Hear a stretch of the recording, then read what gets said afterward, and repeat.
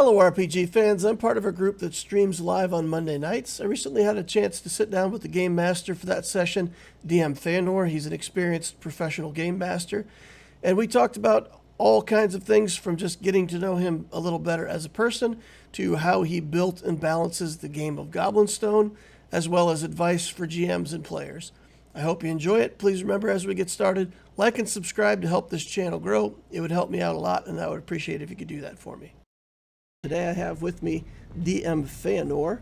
He's the game master for our Monday night game. The group that we game under is called the Mythlanders, and basically Mythlanders is DM Faenor's whole community. So our players are Mythlanders, our viewers are Mythlanders. We're all joining the Mythlander sensation together with DM Faenor for Monday night game.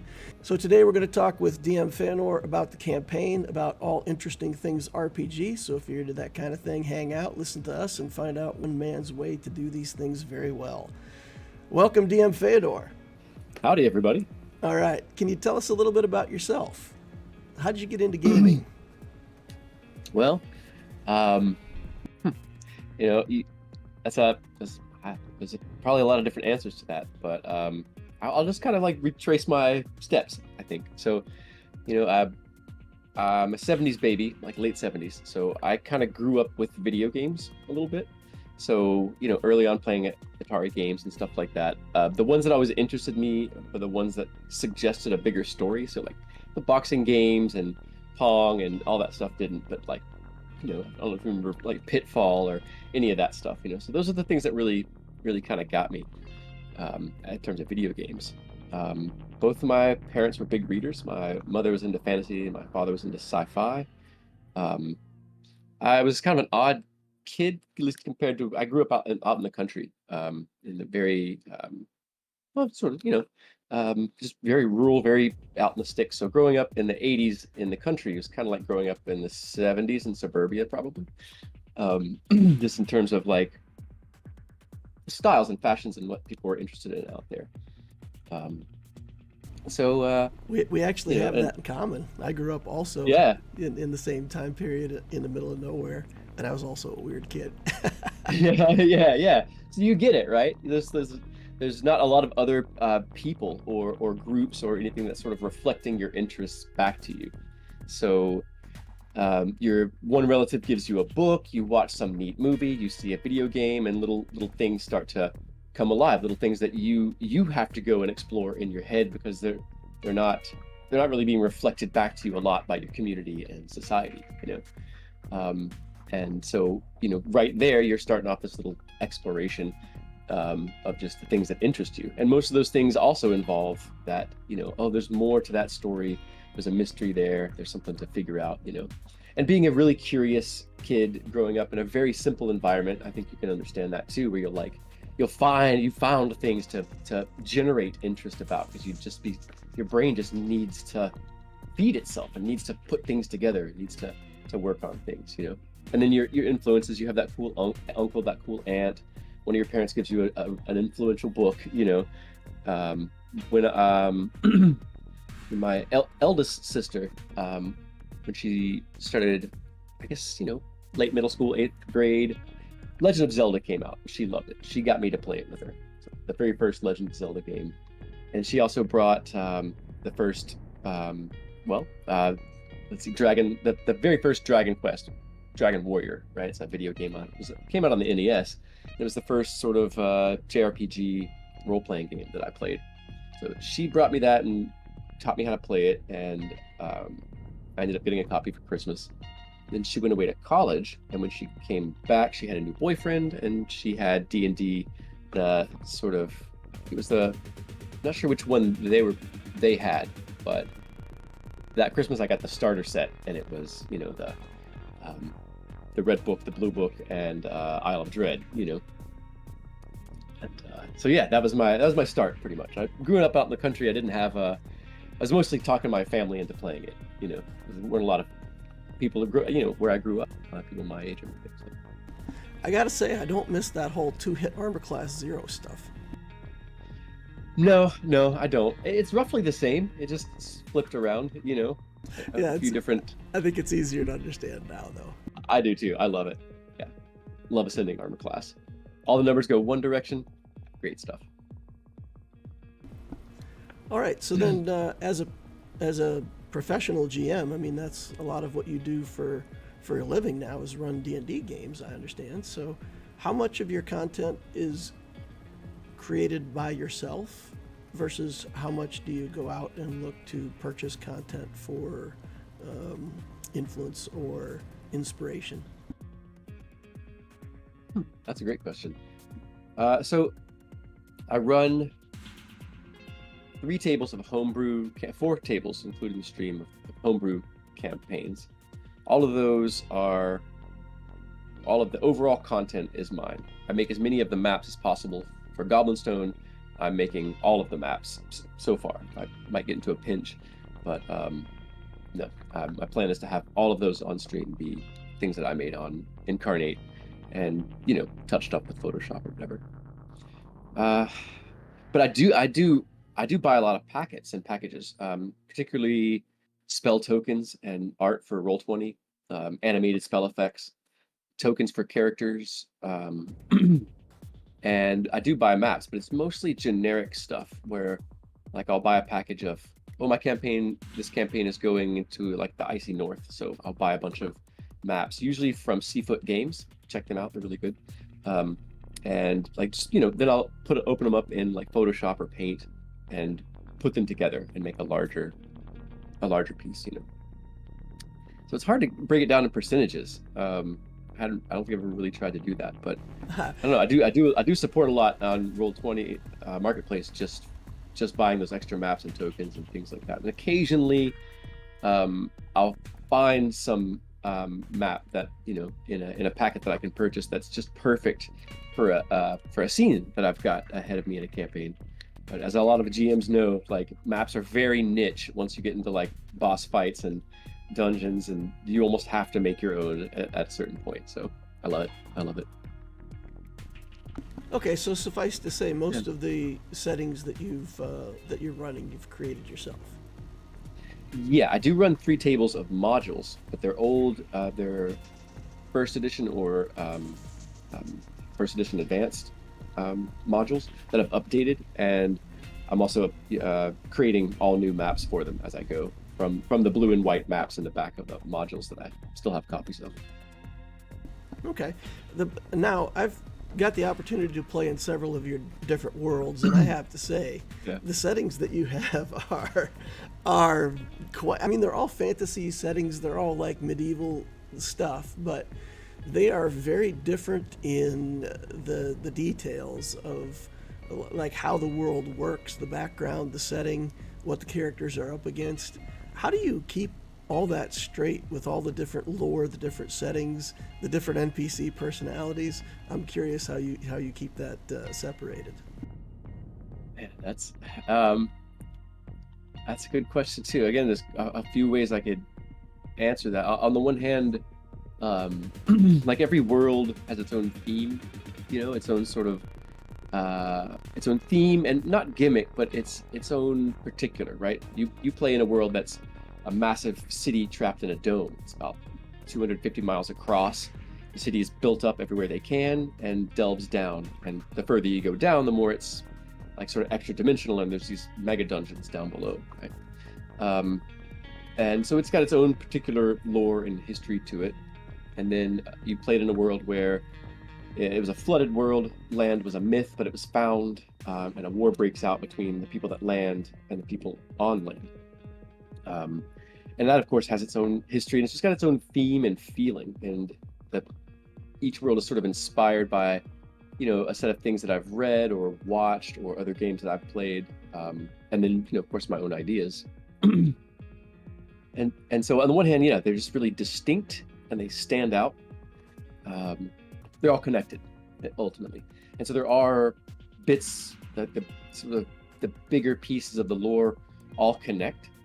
So once they get into like the meta story, or like what the gods are actually doing, and like the cosmos, the cosmological viewpoint as characters, then all of that stuff connects. And so I think those two things make it really easy to remember. But also your players, you're just one, if you got 5 players, you're what 15% of the story is in your head, and the rest of the table has the rest of it. So you do a good recap at the beginning of the session, and at the end you do a good wrap up and check in and see what stood out to everybody. And man, that really helps everybody remember, you know, um, each the story that you're in. And if you're playing in different tables, because some of my players are playing more than one game a week, some of us playing 3 or 4, and not even as professionals, just like because we love it. A lot of forever GMs out there at my tables too, so y'all understand. Yeah, that's true. I mean, a lot of people get trapped in the game master role with their group of friends, and it's hard to find one of your other friends that are willing to step up and be the GM. So sometimes it's nice to just be a player. Do you also play in games? Very occasionally, actually. I I like running the game so much more. I get so much more enjoyment generally out of running it than playing it.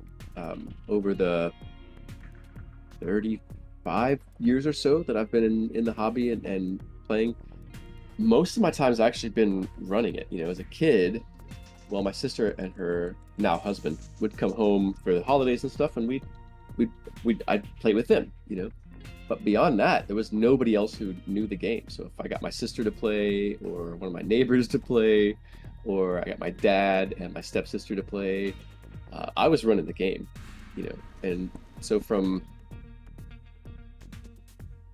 about 2 years, yeah, from 5th grade to 7th grade, I didn't know anybody else that ran the game, except for my sister and her boyfriend. They only came home again during breaks, right? So. And when I hit the 7th grade, though, I met a group of like-minded nerds who had also discovered D&D out in the country and didn't have anybody else to play with. And so we instantly became friends, and I got to play. But then over years, I reached a point where, like, there's so many things that if I'm a player, there's so many different options and so many things that are interesting and fun. That it's hard to focus as a player. So as a player, a lot I'll just kind of go with the party. I'll either go with what the party is thinking about doing and their interest, and then kind of whatever my character's background is, and that's sort of. So I'm a much better GM, I think, than I am a player in that way too. Yeah, I if you're a gain a lot of player, enjoyment out of it. if you're a player, you get to play a character. If you're a GM, you get to play the whole rest of the world. All of them. Yeah. Yes. So for the Monday night stream, so the story and the setting, if anybody's interested in coming out to watch that, it's the module's called Goblinstone. It's a city of Arabelle, which is a nice, pretty little city on a hill, and everybody's living their best life, and we're chilling out in the marketplace, and all of a sudden this gigantic stone crashes into the middle of the city, destroys a whole bunch of the city, and it's filled with all kinds of goblins and hobgoblins, slimes, monsters of all kinds that pour out and start attacking the city. So the inhabitants have to figure out how to survive the initial attack, and then once they survive the initial attack, there's prisoners that have been taken, there's skirmishing in the streets. We have to defend this market square and create a safe haven for a few of the townsfolks. So that's kind of the starting the story. So can you tell me a little bit about what inspired this setting, like the idea of a gigantic rock full of goblins ruining our day?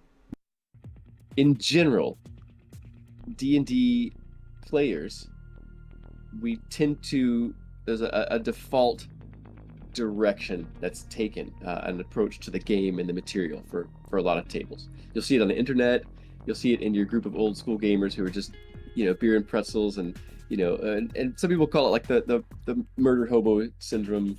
But it's not just, it's just a way of, the game, the items, the monsters. It's really hard to be immersed, and therefore as the GM, and GMs often are like they're trying to show or share a certain thing that they've created, or for me especially, I'm trying to like engender certain types of play, and incentivize those things, and the limitations are part of how you're creative, part of how you have fun.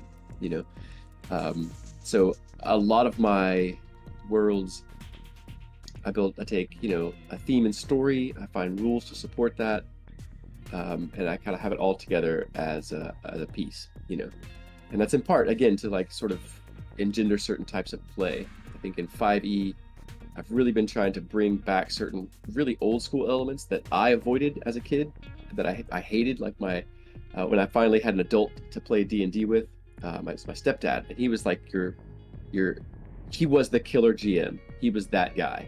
It was adversarial. All adventures were idiots because they were all going to go out and get killed. You know what I mean? Like, but but that's the table he ran. I just didn't like it. But coming up later, I started to really enjoy certain aspects of like the harder core experience. So I started trying to shape my tables and my worlds to bring it. I hate to overuse grittiness, but like a granularity, but to just bring more consideration and more weight to simpler moments, instead of everything leaning on like the narrative that the dungeon master has created. I focus a lot more on environments, and the NPCs and their stories and everybody's agendas and all that stuff is just like environment that develops on its own, but then the players get to have all this impact. So that's sort of that's part, I think part of my general motivation for how I'll make different stuff. But for Goblinstone, you often have to, you're often picking between a planar adventure, an Underdark adventure, an overland or forest adventure, a city adventure, intrigue, or war campaign. And I like to combine different elements and break those expectations that players and the GM have of the story and the world, break them up. And so you'll have sort of, things that require the players to approach the game in a new way, and keep up mystery, and keep that sense of our characters don't quite know what's going on. And, to keep not hesitance and fear, but again, just weight to the decisions, right? Because that's one of the biggest things about tabletop role playing is the weight of the players' decisions. They can do anything, they can affect anything.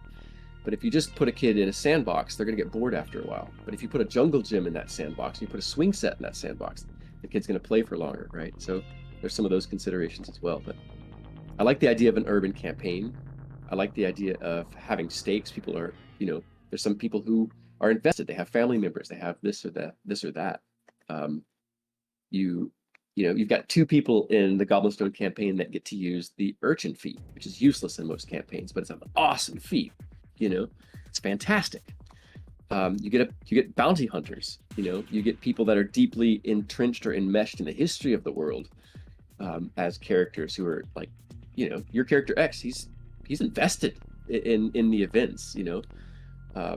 And so, I feel like you give players something really cool, really interesting, and you threaten it, and that's automatically invokes a lot of play and buy into the story. And that's that's what you want. You want everybody, the whole table coming together on we're playing through this event, this story, and we're gonna see how we get there and what the turns and twists look like, and which characters survive, and who replaces those who fall, and all that stuff. Yeah. So basically, to sum it up, it's a way to get like instant investment from your players. So something bad happens, and I like what you said about there being something at stake, to try to get the immersion, the feeling like you're actually in the fantasy. So if we go out there on the internet, we could find all kinds of videos and people talking about railroading your players. And indeed, the beginning of Goblinstone is a bit of a railroad, right? You're dropped into the adventure, you're stuck in the market square, and regardless what your character is doing, that's kind of the starting point. And there's an initial combat that you have to get through. And I don't think most players mind something like that to start a campaign for instant immersion. But as it goes from there, how do you make sure that you're not like railroading your players into just playing a linear sequence of events within a module?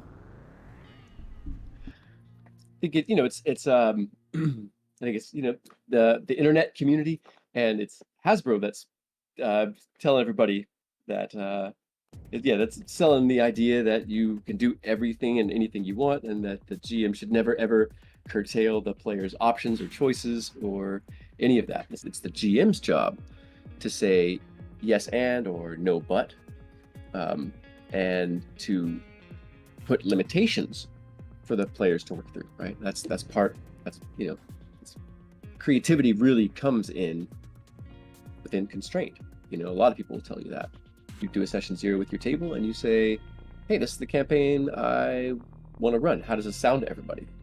Your players come back to you and, well, can we add this element? If we do just an urban campaign, I'm worried about this, and you work it out, and you achieve that consensus to where everybody has buy-in. And then from there, your players hopefully trust you. You develop trust at the table, which is key to running a game, and that's why there's a lot of problems, I think, online with sort of pickup groups, or because people don't know each other and they don't have any trust built, and a lot of people don't know that trust is a part of the game necessarily, but it is, in terms of you got to trust the GM needs to trust the players, and when you have that, you're talked about it, everybody's agreed on the same story, and everybody's willing to practice trust with each other, you know what I mean?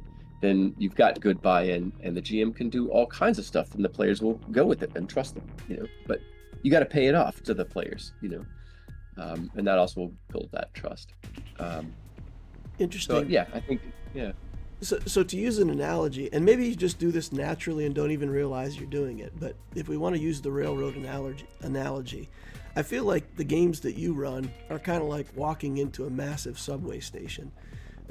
Very shortly into the game, we're faced with the decision to either go into the Goblinstone and try to fight the goblins and beat the bosses, or there's prisoners that have been taken, we could try to get the captives back. There's town people that need to be rescued, so anywhere in the town we can try to rescue people. There's buildings and items and things around the town that could be defended or protected or brought back to the square. So within like a few games, we're in this subway station. Yeah, we're railroaded into a series of choices, but there's like 23 different trains we could pick, and it's hard. You don't think about something that's completely out of context or crazy to go do, because you've given us, like you said, some grit, some involvement, some buy-in on like easily 6 different things that need to be done, and we're just level 3. So it feels like we have a lot of choice in the game. Those choices are, within some certain parameters. So I think maybe you just do that naturally, but I never feel like I don't have a choice. I always feel like there's lots of choices. In fact, like right now, there's almost too many choices. It's like picking one thing over another is going to have consequences. So that's pretty interesting. Your take on it. Well, you always have choice. You all made the first choice, which was to play Goblinstone the module. That's true. As I set it up to you. That's true. That's true. Yeah. Take it back to and everything from there is your choice. Yeah. All right. So let's talk some more about freedom of choice, and another choice that's presented to us sort of game wide. In recent years, people have come out with this idea that there's a lot of stereotyping in Dungeons and Dragons. Goblins are evil, orcs are bad. If we see orcs, we just attack them and kill them. And I think there's, maybe some legitimacy in the idea that in a normal D&D campaign, maybe breaking those stereotypes is something important for people to do. And, if you look at people, not all people are good. So it would make sense that even though many goblins are evil, maybe not all goblins are evil. So for other GMs that are watching this, other players who are interested, how do you set the expectations so that every goblin just isn't the target for a roll to attack? Yeah, I've got two prongs to this answer. So one is, okay. One is that I you're always going to have an exception to any rule. You're always going to try to subvert an expectation somewhere along your campaign, you know. So no matter what members of a certain society or group look like in any of my campaigns, there will be exceptions to that. There'll be ones that are wildly different. And they'll be, in some stage of growing to a point of splitting off from that other society, which is kind of the history of peoples, They grow and thrive in an area until there's too many of them, and they start having philosophical differences, and then they move. One of them moves away. Hopefully that's what happens. It's the best case scenario throughout history. So, well, I try to go ahead. History says they move away, and then a few years later they start a war. Right, and they fight later. Right. So yeah, and I try to reflect those trends and themes of history, and it's tough to try to mirror aspects of history that were, especially if you're trying to play like a medieval fantasy game or something set earlier, because I understand some of the tension online about how race and species and good and evil and stuff like that is handled. But for me, I feel like, within like alignment, something like alignment, right? I try not to think of it, it's not a moral analog, at all. There are cosmic forces in that universe that people are aligned with or not, or consciously or unconsciously, right? That have to do with greater themes and powers and other things in the world. But you can have a chaotic evil character who's one of the heroes, who's doing things that are good for everybody. Not every chaotic evil person is a murderer or a psychopath.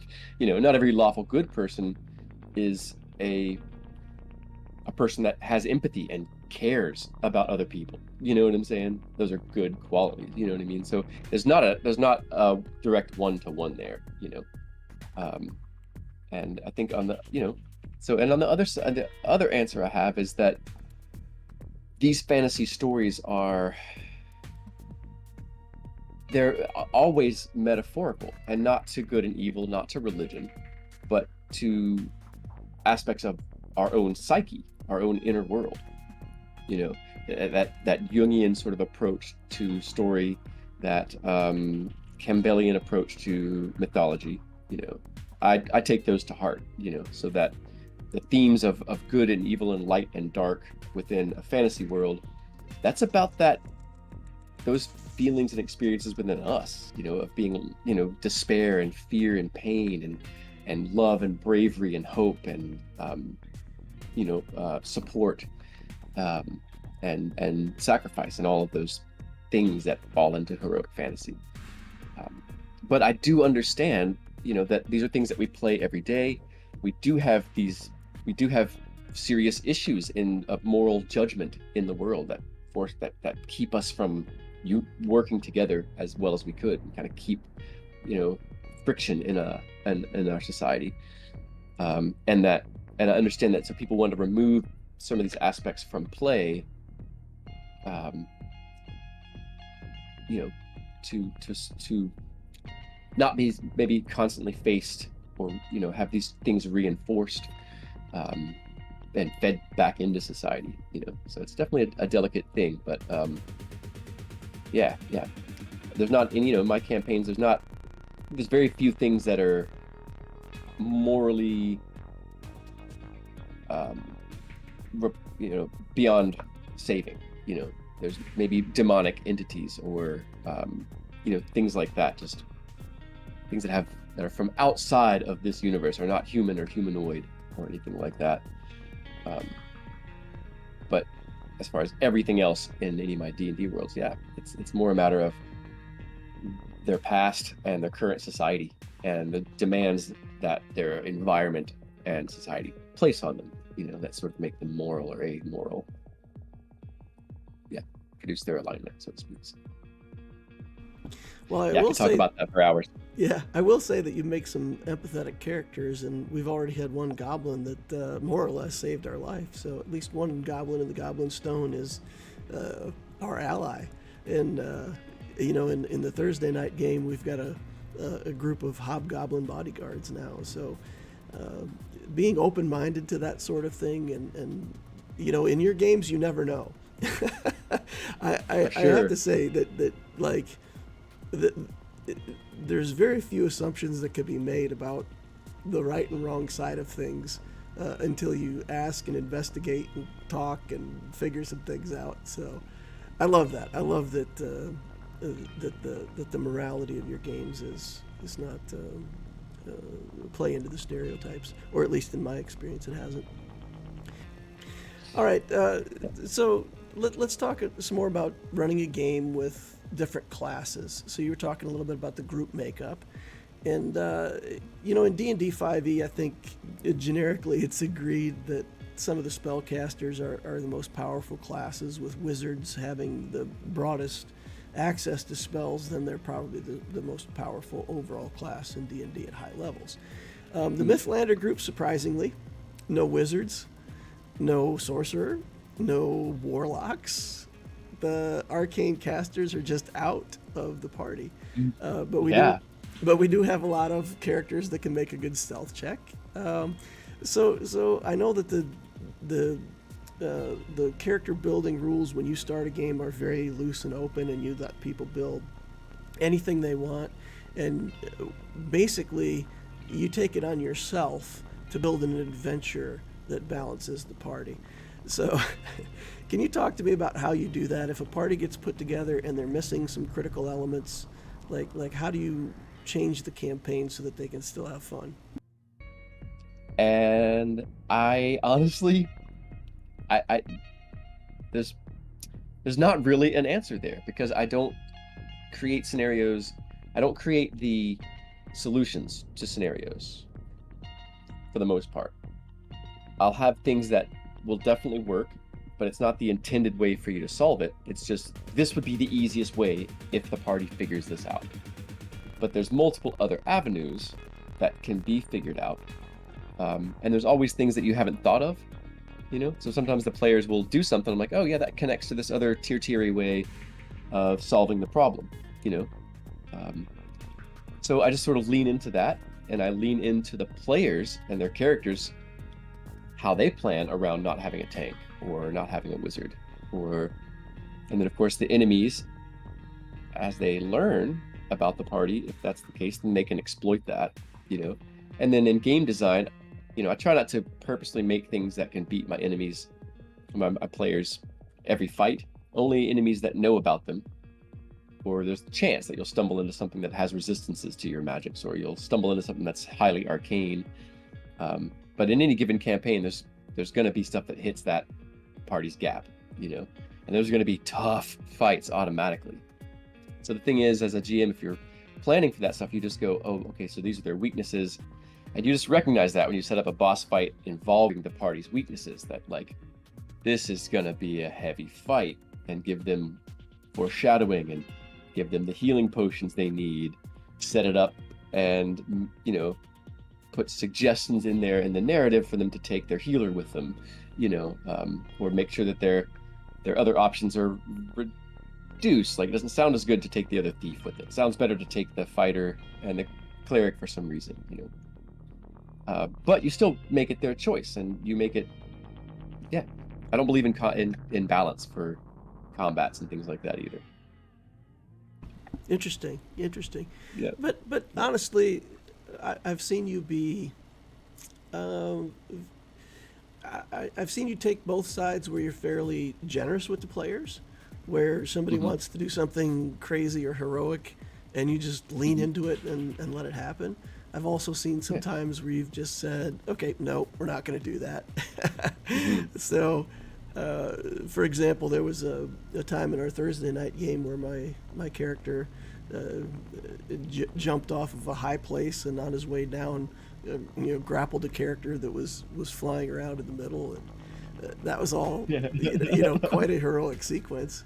But it's like, well, the rules kind of tell us what to do here, but basically just jump off and make a grapple check and pray. So, yeah. So how do you balance that between the times where you empower your players to heroism versus the times where you just tell them no and make that a boundary, I'm just curious how you think of it. So it depends on what's being asked and when and where. Sometimes it's a matter of setting precedent in the game. Sometimes it's sometimes it's about not going against one of those themes of the campaign.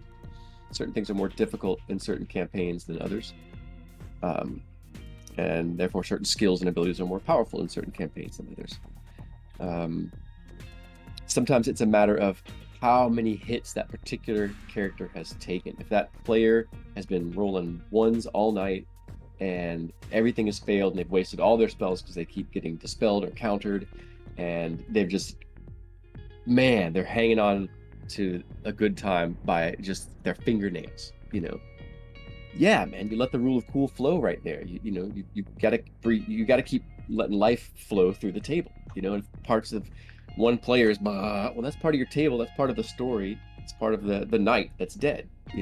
It's one of your friends that's not having a good time. So you do something about that. It's part of your job is to you're not a machine spitting out content. You don't feed on the rules and read a book and spit out content. That's not what we're doing. We're friends at a table. We creatively helping facilitate a good time, and so and as the GM too, it's like there's certain things that you need them to happen, you want them to happen, because I'm not just running a module that I wrote out of the box. I'm interpreting it just like I'm interpreting the rules, so there's no hard and fast rule for some stuff. Interesting. Yeah, there's been studies that show that the difference between reality as we experience it and the things that we experience in our imagination, our memories don't make much separation between those two things, So when you have a heroic moment in D&D that you remember for many years, it's almost as real as reality. So it affects your body the same way. Yeah, so you're basically leading with the experience. Like, let people have a good experience. And like you said, sometimes the best experience are those swings from low to high where it like grinds down to the low point and it looks like everything's going wrong, and then really it comes back, Nice. Okay, so your games, when we run your games, you give everybody a session inspiration at the start. Now, the 2024 rules come with their own kind of inspiration, and so they've made rules around this now, but you've been running this for years, where once per session, you basically just get to bail on a roll and re-roll it. Yeah. Or use it ahead of time as an advantage. Yeah, so, but then you take that advantage for yourself as a GM and store it up to be used later. Can you kind of talk me through how you think about the inspiration in your games? So it's fun to have a freebie at the table, but one of the things that's more fun, I think, as a player is to have this bonus you can use, but then it might come back and bite you on the butt later. We're telling a story at the table, And so there's games like the Powered by the Apocalypse system. It looked like Shadow Dark did this a little bit, where you would gain something based on what the player did. Like if they fail or mess up, or if they hesitate too long, or there's these different things where you'll get a little kicker to up the drama. And so that's what it's for. It's like, okay, well, I missed this roll, it's really important, I'm gonna re-roll it, but the dungeon master gets one. But I also limit how many I can have at a time. Like I can only have my initial and one player inspiration at a time. So it incentivizes all the players burning their inspiration at the same time, if they want to keep me from having one all night. But if they want to save it and use it for the right moment, then I'm probably going to get 6 inspiration rolls throughout the session. It also helps with the way it's laid out in at least the 2014 rules. The Dungeon Master's position has a far less teeth than it's had in any other edition, at least gauging by my opinion and the opinion of a lot of other Dungeon Masters. Not we're complaining about the game. It's a great game in a lot of ways, but it does ask a lot of the DM that it didn't used to. And so that's a way that helps sort of everything have more dramatic weight too, there's so many ways for players to survive, escape damage, avoid damage. And the stat blocks for the monsters don't have that much stuff usually, unless you're homebrewing a lot, which I do. But even then, I'm not throwing a lot of stuff like that in there. So those inspirations can really make a combat or a social encounter or exploration really punch and be a lot more memorable if there's a lot more swings and hits in there. So it's straight karma then. It's just karma. Good Yeah. things come back around. Yeah. Yeah, or I guess more the like yin yang theory. Yeah. Balance. Yeah. All right, interesting. So we've talked about a lot of different aspects of the game, but if I were to just approach you and say, just cold, what are the top 3 pieces of advice that you could give to another GM? GM says, hey, I'm going to run a game. What's your best 3 pieces of advice for me as a game master? What would those be?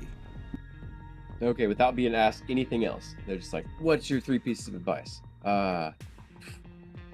Okay, that's tough.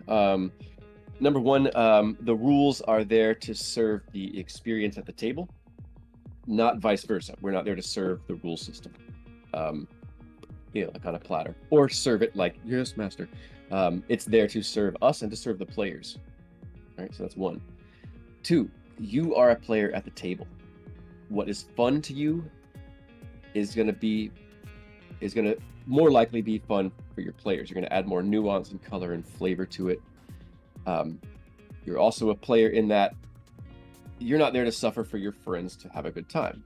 I think this is the case even if you're a pro dungeon master, because your passion and interest is what's going to really show a lot of color and is more likely to engage your players, even if you have to shop around a while to find people who want to play your specific campaign. Let's see here. 3rd one. Read, watch, play video games, get into story, absorb different story, read mythology, read up on psychology, read up on history, read all of this stuff. But don't just read the news, don't just watch YouTube, like read. Preferably with book in hand, tactile, the whole thing. It does something different, the way your brain takes in information. Even the smell of the paper, all of those things inspire and bring a certain space into your imaginings. And that space is where new ideas are going to come from, and fresh ideas that your players haven't seen and you haven't seen before are going to come from. So take in as much like story and insight on human existence and life and nature as you can, and let it inspire you. Copy and steal like an artist. Yeah, nice. If you were approached by a player and said the top 3 pieces of advice for building a new character, I know a lot of people come into this game with a lot of hesitation, reservation. I want to build a character, but I don't want to build a bad character. Like, I want to make sure that I have some meaningful benefit to the group, and there's a lot of things that go through people's heads who've not really played the game before, or maybe not had a good experience with it before. So if you were to give your top 3 pieces of advice for players building characters, what would that be?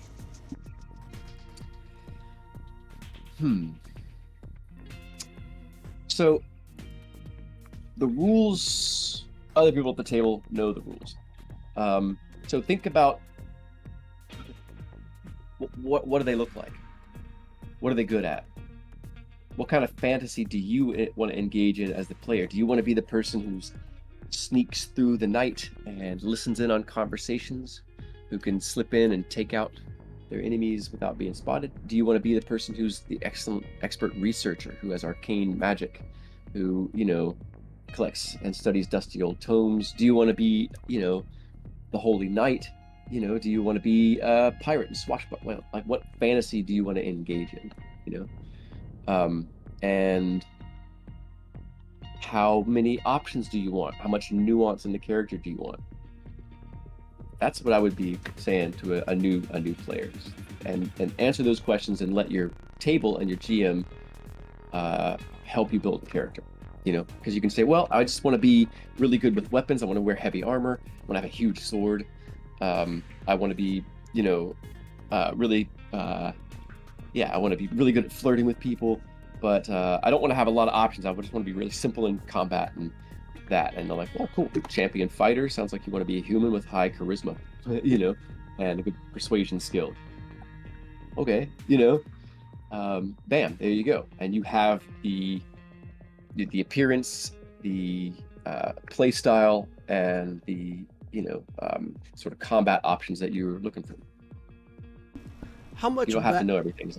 how much backstory is the right amount of backstory for you as a GM? For me to come into the game as a player, how much backstory do you want me to hand you? Man, see, I do like a lot of player backstory. I think the problem is when there's a whole character arc that's the character's already reached the end of their arc by the time they come to your table and their first level. Oh, they are the son of this king, this and that, and blah blah blah blah. Their kingdom was destroyed. They went through this whole arc. They beat their enemies, and now they're the king of this nation. It's like, but you're a first level fighter. I can't do anything with this character. There's no reason for you to be here. Go back to your throne. You know what I mean? But you can give me pages and pages of backstory if it's just plugged into the world and it's just telling about the personality and telling about other story. You dangle other story threads for me. You can give me a ton of story threads and I'm down. But if you're giving me just closed stories, I think that's not as useful to a dungeon master as those dangling threads. Even though a good dungeon master can always find some dangling threads.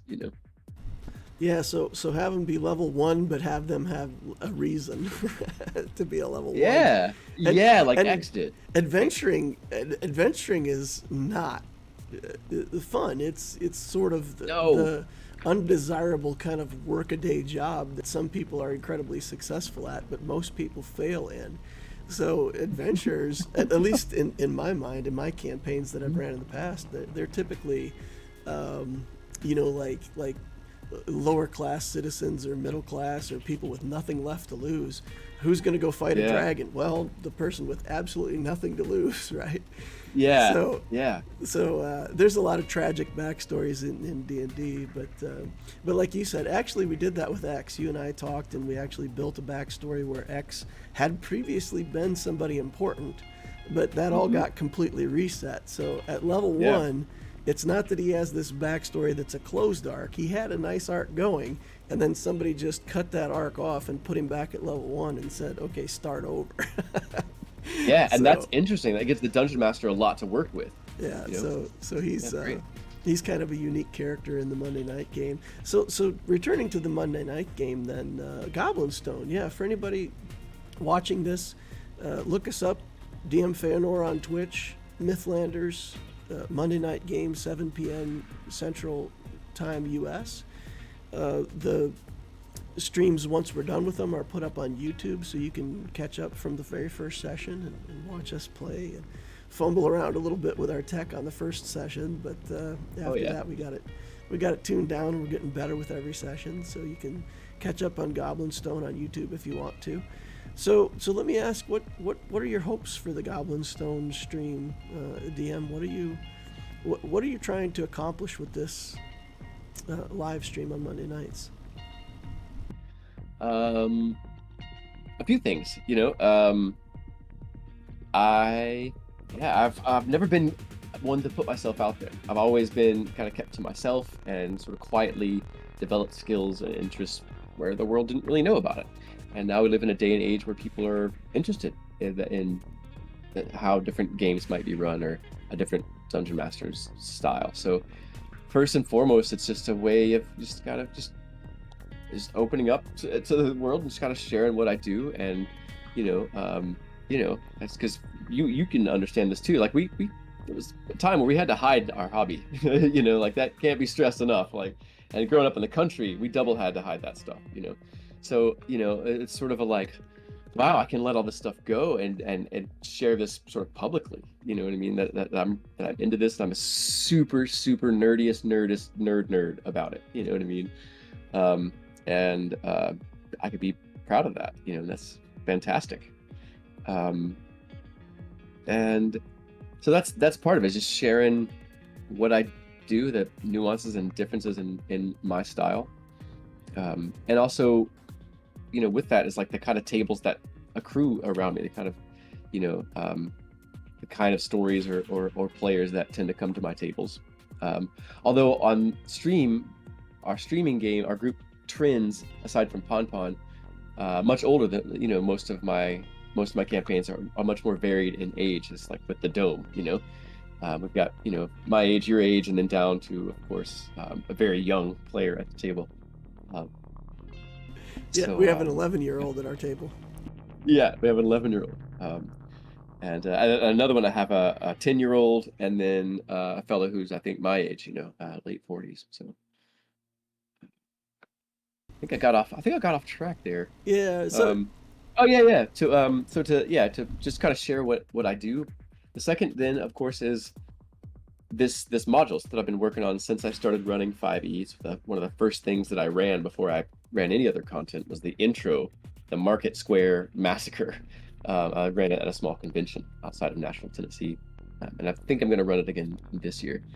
But yeah, I like the elements as that combination of different campaign elements together. You've got the invasion, and you got the war, you got the urban campaign, you got the dungeon crawl, and you've got a mystery.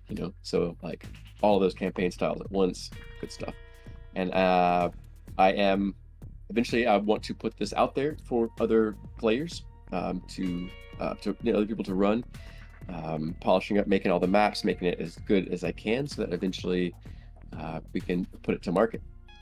So starting out, we'll be putting some on Patreon soon, so just some behind the scenes stuff, the sort of making of Goblinstone, some of the early maps and some of the current maps. But eventually we'll probably try to put a Kickstarter together so I can afford to give it the time that it needs to fully develop the maps, and there's a few other areas, of course, all the text that's going to go with it, and to pay for the art that's going to go with it.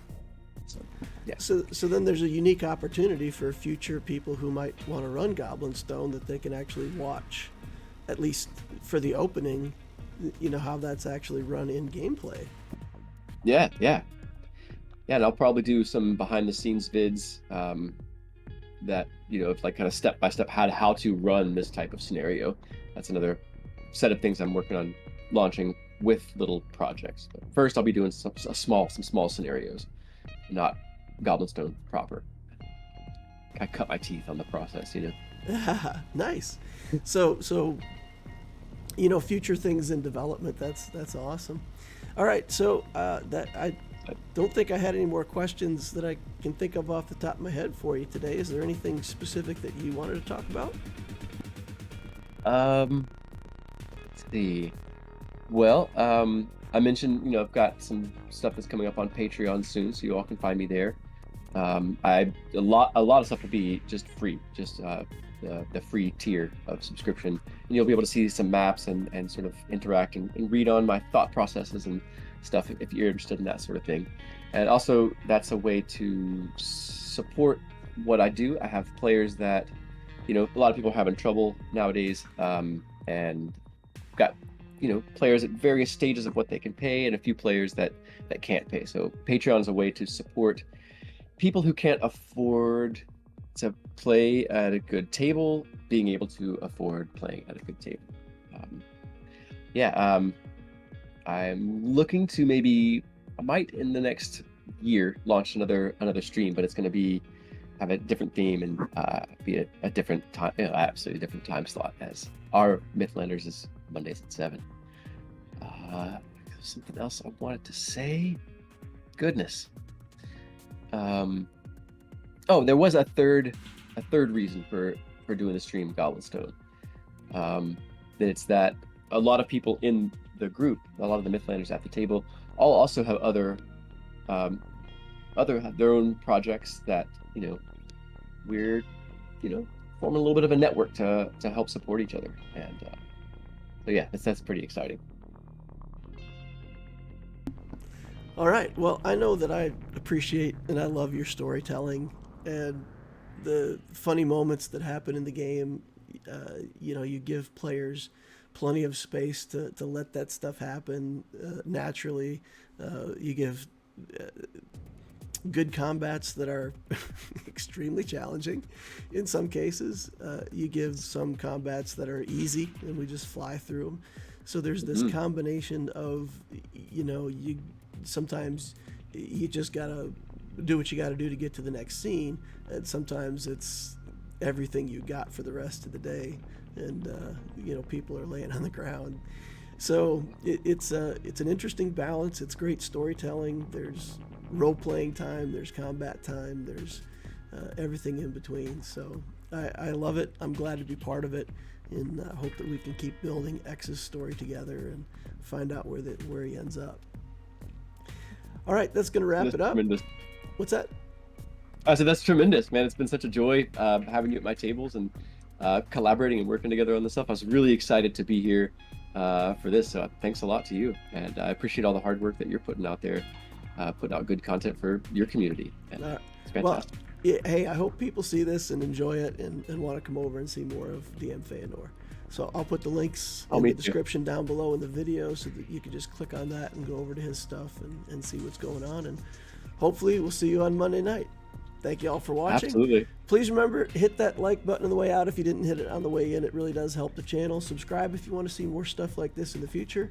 And of course, use the notification bell. I don't know if I'm going to be doing live streams in this RPG channel, but if I ever do, activating the notifications will tell you when I'm online. So do those things to support this channel, and hope to see you on Monday night.